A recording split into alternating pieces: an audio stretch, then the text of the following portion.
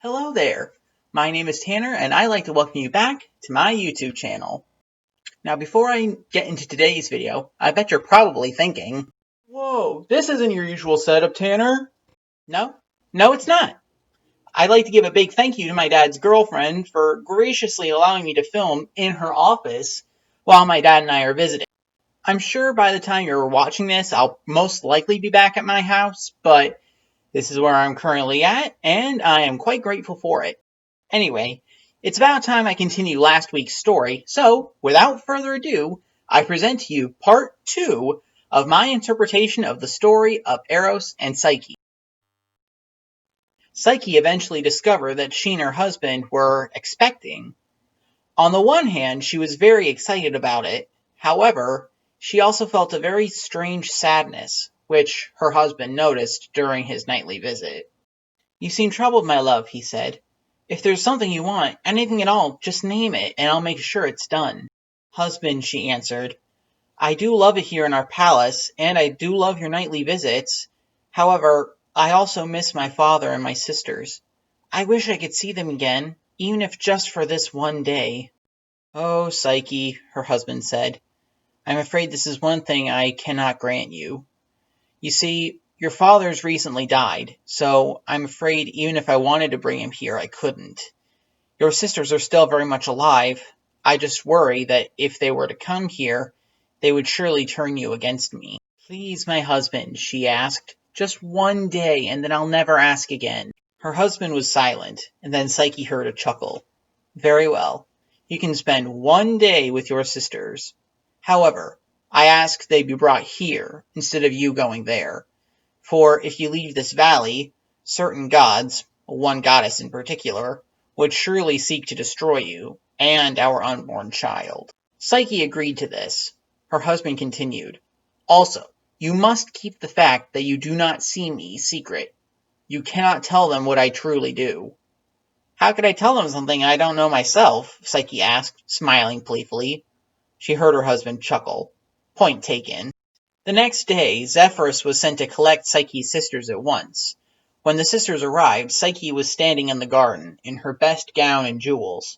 "Welcome, my sisters. I hope Zephyrus treated you well." Psyche's sisters stood and stared in awe at Psyche, and at her palace. They were at first delighted to be with their sister, who they thought was dead, and to find out she was, in fact, expecting. After spending time with her, however, their hearts became filled with jealousy.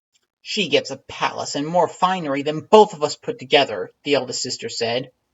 The middle sister was cunning, and together they came up with the plan to ruin Psyche. "Sister Psyche," the middle sister said to her, "what is it that your husband does that you have this much wealth?" "He's a merchant," Psyche said, "a seller of purple cloth, which is why I live here by myself most of the time." "Really?" said the eldest sister. "A seller of purple cloth, you say?" "Yes," Psyche said, "a seller of purple cloth."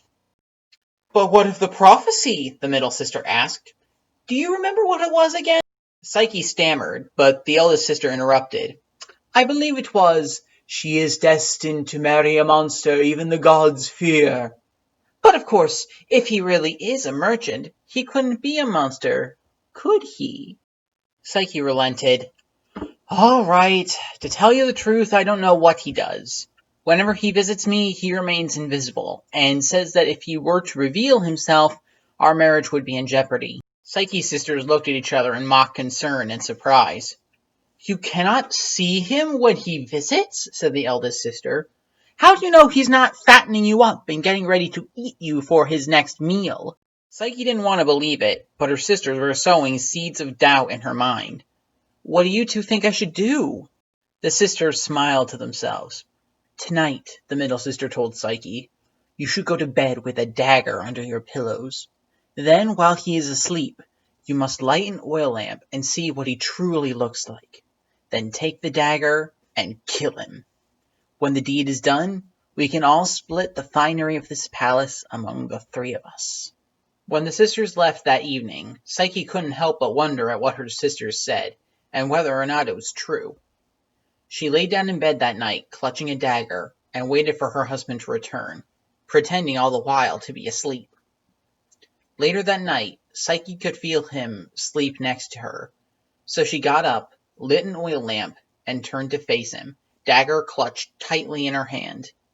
As the light of the oil lamp fell on the sleeping form of her husband, she had to suppress a gasp of surprise. Her husband was the most handsome man she'd ever seen in her life.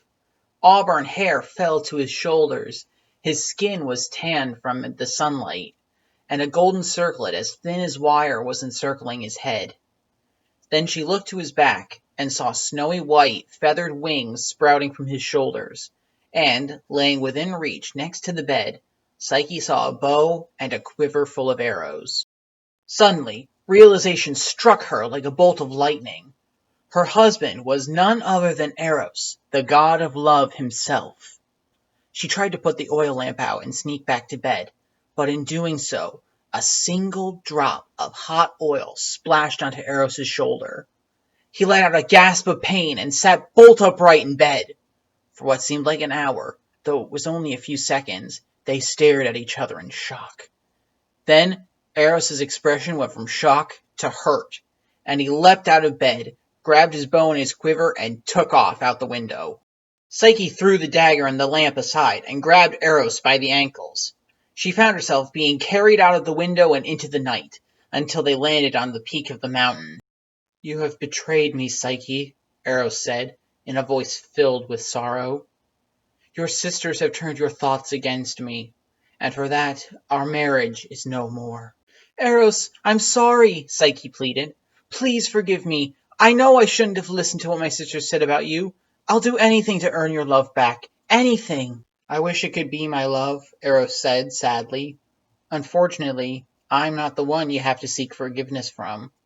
My mother, Aphrodite, is the one that you need to talk to. If she had her way, you would have fallen in love with the most scandalous thing I could sink my arrow into. I'm afraid if you want me back, you'll have to see her."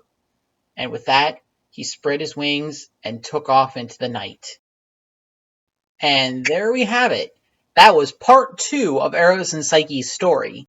If you like this video and you want more, please give the video a like and subscribe down below so you don't miss any new videos. Also, if there are any other stories you want to hear in future videos, please leave your thoughts in the comments down below, and I might just make it happen. Alright, well, that's all the time I have for now, so I'll see you next week with Eros and Psyche Part 3. See you then!